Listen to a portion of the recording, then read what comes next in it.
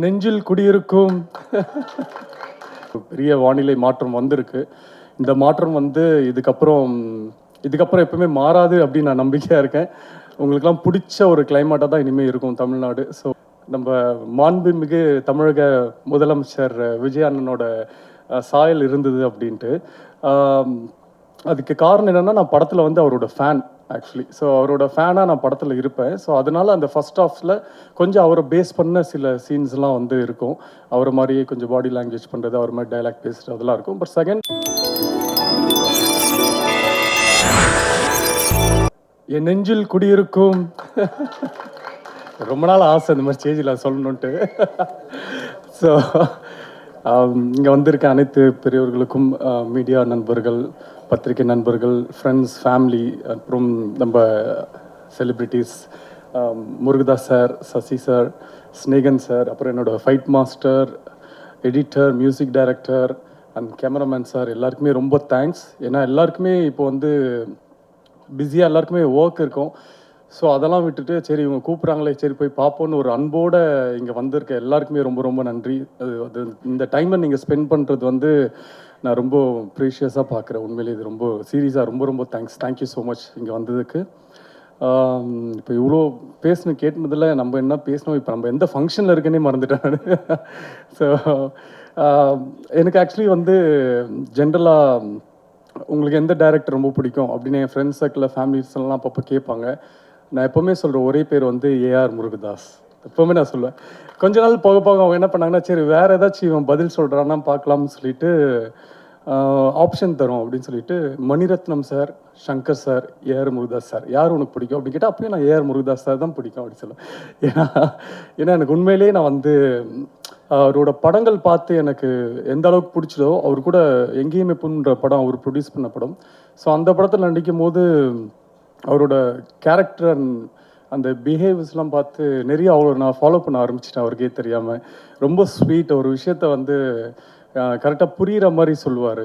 So என்கிட்டயும் அப்படி ஒன்று சொன்னார். இன்றைக்கி வரைக்கும் நான் ஃபாலோ பண்ணிகிட்ருக்கேன். ரொம்ப ஸ்வீட்டாக வந்து படம் ஃபஸ்ட்டு எங்கேயுமே போதும் ஃபஸ்ட் டே ஷூட்டிங்கில் மார்னிங் ஒரு 7 o'clock வந்துட்டு ஸ்டார்ட் பண்ண போகிறோன்னு சார் வந்திருந்தார். அப்புறம் என்கிட்ட வந்து உங்கள்கிட்ட ஒரு சின்ன ரிக்வஸ்ட் அப்படின்னாரு. சார் சொல்லுங்கள் சார் அப்படின்னா, நீங்கள் வந்து ஷூட்டிங் டைமில் மட்டும் கொஞ்சம் ஏர்லியராக தூங்கிடுங்க. ஏன்னா நீங்கள் லேட்டாக தூங்குனீங்கன்னா அதுக்கப்புறம் அது ஒரு டார்க் சர்க்கிள்ஸ் வரும். நீங்கள் அதை ஹைட் பண்ணுறதுக்கு ஒரு மேக்கப் போடுவீங்க. அந்த மேக்கப்பை பேலன்ஸ் பண்ணுறதுக்கு கேமராமேன் சார் வந்து லைட்ஸ்லாம் செட் பண்ணணும். ஸோ அது அப்படின்னு எல்லாமே மாறும். ஸோ உங்களோட ஒரு சின்ன தூக்கம் வந்து பின்னாடி உங்களோட வேலைகள் இவ்வளோ பாதிக்கும் அப்படின்னு சொன்னது எனக்கு அவ்வளோ புரிஞ்சுது. சார் நான் ஜென்ரலாகவே சீக்கிரம் தூங்கிடுவேன் சார், பட் இன்னிலேருந்து நான் சீக்கிரம் தூங்கிறேன் சார் அப்படின்ட்டு. ஷூட்டிங்லாம் இப்போ கூட ஷூட்டிங் எனக்கு நாளைக்கு மார்னிங் ஷூட்டிங்னா அந்த 10:30க்கு எனக்கு முருகதாஸ் சார் ஞாபகம் வந்துடுவார். நல்லவேளை எனக்கு கல்யாணம் ஆகலை சார், இல்லைன்னா ஒய்ஃப் கிட்ட சொல்லிட்டு சார் தூங்க சொல்லியிருக்காரு, நான் படுக்கிறேன் பாய். ஸோ இப்போ வரைக்கும் நான் அதை ஃபாலோ பண்ணிட்டு இருக்கேன். அது எனக்கு வந்து ரொம்ப ஹெல்ப்ஃபுல்லாகவே இருக்குது சார். அந்த பழக்கமே வந்து அந்த ஏர்லி ஸ்லீப் அப்படின்ற பழக்கம் நமக்குள்ளே இருக்கும்போது அது 100% மார்னிங் வந்து ஏர்லியராக வேக்கப் பண்ணி ஆகணும். ஸோ அது ரொம்ப பெரிய விஷயம். அது ஃபாலோ பண்ணும்போது அது எல்லாருக்குமே தெரியும். ஸோ அதுக்காக ரொம்ப ரொம்ப தேங்க்ஸ் சார். அன்றாய் வராமல் பார்த்துக்கிறேன் சார்.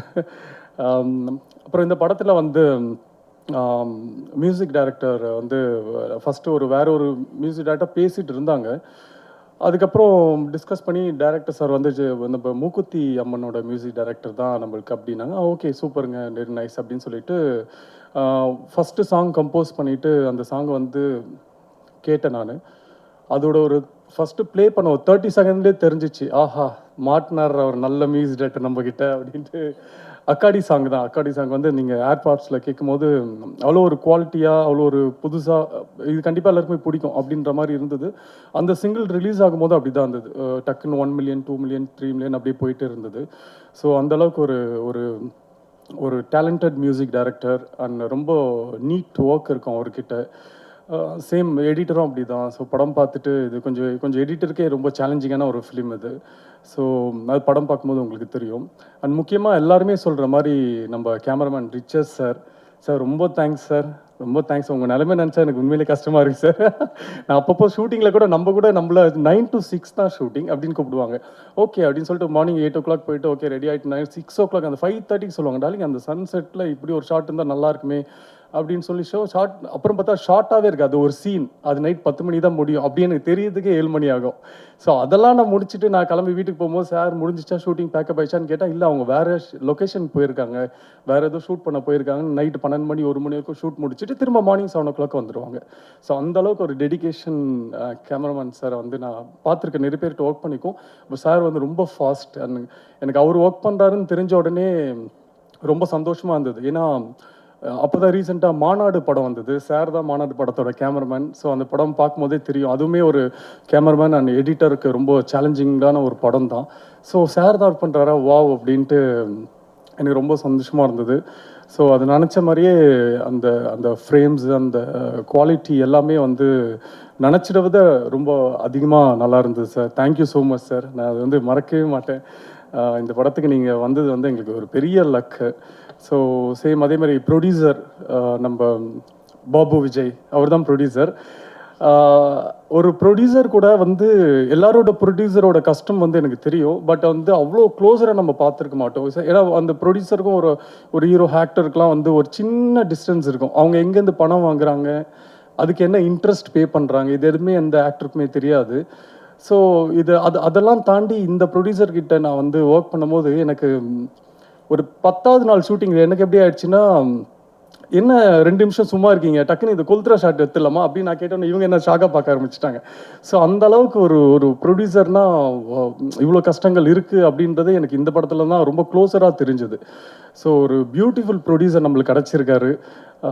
கரெக்டான படத்துக்கு தேவையான விஷயங்களை செலவு பண்ணுறது, தேவையில்லாத விஷயத்துக்கு செலவு பண்ணாமல் இருக்கிறது. ஸோ அது எல்லாமே ஒரு குட் குவாலிட்டி ஒரு ப்ரொடியூசருக்கு. ஸோ அது நம்ம பாபு விஜய் சார் பண்ணார். And director Babu Vijay sir வந்து சம்டைம்ஸ் படம் ஷூட்டிங்லாம் முடிஞ்சு எனக்கு கனவுலலாம் வர ஆரம்பிச்சிட்டார். சார் டார்லிங் ரெடி டார்லிங் அப்படின்னு.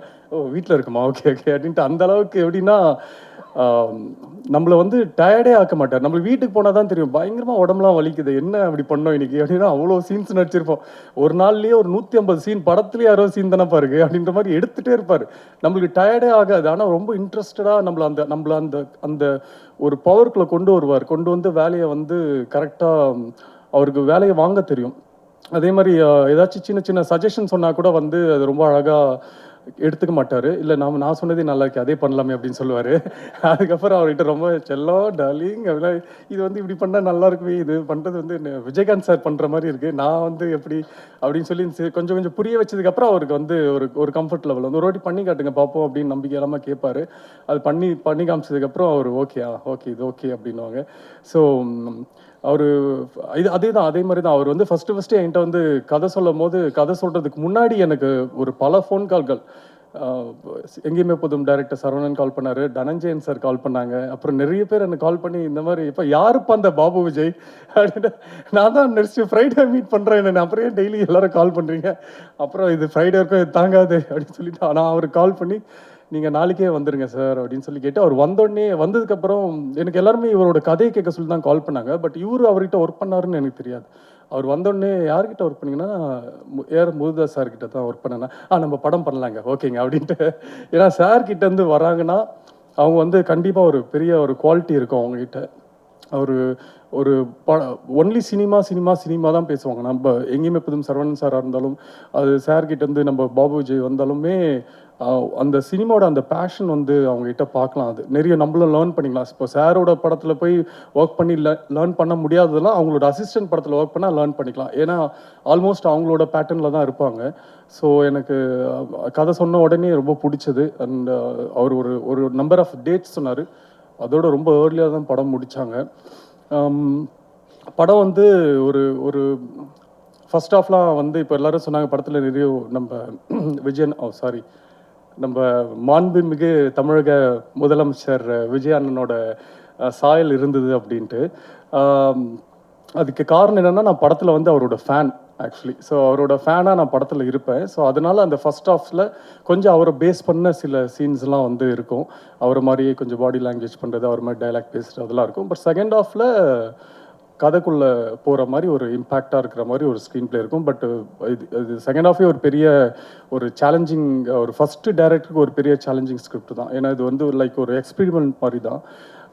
அவர் நினச்சார்னா ஈஸியாக ஒரு கமர்ஷியலாக ஒரு செகண்ட் ஹாஃபில் அது கொண்டு போயிருக்கலாம். பட் அவர் எந்த இடத்துலையுமே அதை விடலை. நான் கூட ஒரு இன்ட்ரோல் பேக்கில் கூட நீங்கள் ட்ரெய்லரில் பார்த்த டைலாக் கூட நான் கேட்டிருந்தேன், இது இன்ட்ரோலில் இருந்தால் நல்லா இருக்குமேன்ட்டு. பட் அதுக்குமே அழகான ரீசன்ஸ்லாம் வச்சுருந்தார். இல்லை இப்படி வந்தால் ஹீரோயிசமாக போகணும் செகண்ட் ஹாஃபில், நம்ம கதை அப்படி பேஸ் பண்ணி இல்லை. ஸோ அப்படின்னு சொல்லி படத்துக்கு என்ன வேணுமோ, ஒரு ஹீரோக்குன்ட்டு ஒரு இம்பார்ட்டன்ஸ் மூவியில் இல்லாமல் அந்த கதைக்குன்னு ஒரு இம்பார்ட்டன்ஸோட ப்ளஸ் ஹீரோவை மாசாக எப்படி காட்டுறதுன்னு அந்த அளவுக்கு ஒரு ஒரு பேக்கேஜாக அவர்கிட்ட இந்த படத்தை எடுத்திருந்தார். ஸோ எல்லாருமே படத்தை வந்து நீங்கள் தேட்டரில் பாருங்கள். நீங்கள் தேட்டரில் பார்த்தீங்கன்னா கண்டிப்பாக என்ஜாய் பண்ணுவீங்கன்ட்டு நான் நம்புகிறேன். அவ்வளோதான்ல. இல்லை இப்போலாம் எது பேசினாலும் பயமாக இருக்குது. மார்க் பண்ணி.